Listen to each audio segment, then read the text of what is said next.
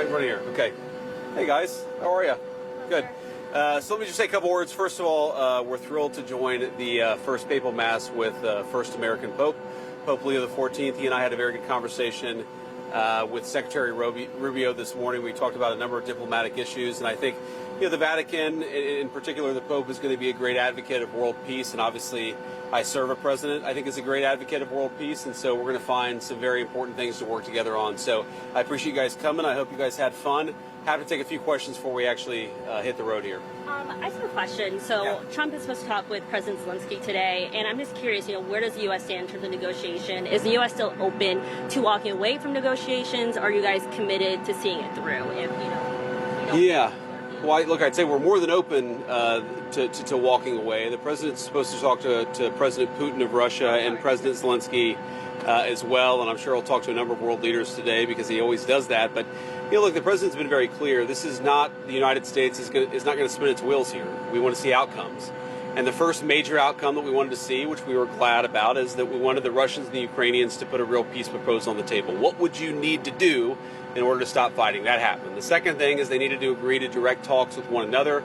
These sides hadn't talked in years. We thought that was a disgrace. That has now happened. But now, the talks have been proceeding for a little while. We realize there's a bit of an impasse here. And I think the president's going to say to President Putin, look, are you serious? Are you real about this? Because the proposal from the United States has always been, look, there are a lot of economic benefits to thawing relations between Russia and the rest of the world, but you're not going to get those benefits if you keep on killing a lot of innocent people. So if you're willing to stop the killing, the United States is willing to be a partner for peace. That's been the proposal to the Russians, to the Ukrainians, and frankly, to nations and other hotspots around the world. I won't prejudge the president's conversation. I actually was just on the phone with him. I know he's looking forward to it, and I wish him all the best. I think he's the right guy to negotiate for the country, and I'm excited about it. Mr. Vice President, Axios is reporting that you decided against a visit to Israel after this trip because of the Israeli military's expansion of their operation in Gaza. Is that accurate, or is there a reason for not moving on to Israel? Well, I think there's a lot of overstatement there. I haven't seen the story, to be clear, so I don't want to speak to the details. But the simple reason is we thought about going to Israel. We also thought about going to a couple of other countries that the president would like me to visit here in the next few months. Logistically, it was just a little bit too hard on basic things like who the hell's going to take care of our kids if we take another couple of days overseas, but on some more serious things like how do we provide security, how do we make sure that we get all the assets that we need in order to do the right official delegation. So I'm sure we'll visit Israel sometime in the future, but not today. And just another question on Russia and Ukraine. From the administration's point of view, what seems to be the obstacle in trying to get this ceasefire deal? Yeah, I don't know. It's a good question, but there are so many different things that are obstacles that it's hard to pinpoint one in particular.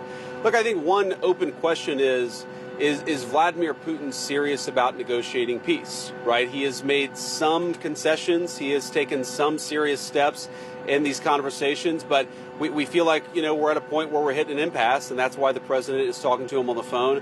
I think, honestly, that President Putin, he doesn't quite know how to get out of the war. If you think about this, he's got 1 million men under arms. He's re-engineered his entire economy. What used to be manufacturing facilities making, products for people to use in their civilian life, they're now making tank shells and artillery shells and drones. And so this is a little bit of guess, but I think the president would agree that part of this is I'm not sure that Vladimir Putin has a strategy himself for how to unwind the war, of course, that's been going on for a few years now. And I think there's also just a little bit of, look, there's fundamental mistrust between Russia and the West. It's one of the things the president thinks is frankly stupid, that we should be able to move beyond the mistakes that have been made in the past. But that takes two to tango. I know the president's willing to do that, but if Russia's not willing to do that, then we're eventually just going to have to say, this is not our war. It's Joe Biden's war. It's Vladimir Putin's war. It's not our war. We're going to try to end it, but if we can't end it, we're eventually going to say, you know what, that was worth a try, but we're not doing it anymore. Last question.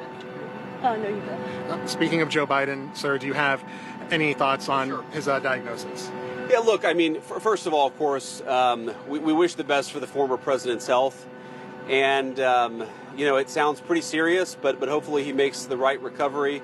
Look, I will say, whether the right time to have this conversation is now or at some point in the future, we really do need to be honest about whether the former president was capable of doing the job.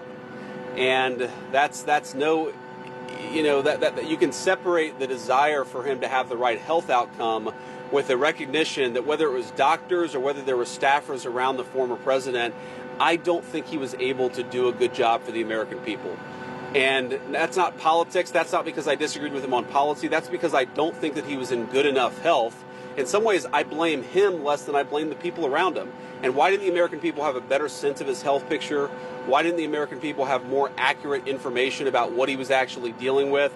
This is serious stuff. And this is the guy who carries around the nuclear football for the world's largest nuclear arsenal. This is not child's play, and we can pray for good health, but also recognize that if you're not in good enough health to do the job, you shouldn't be doing the job. Okay. Thank you, guys. Have a safe trip. See ya. You too.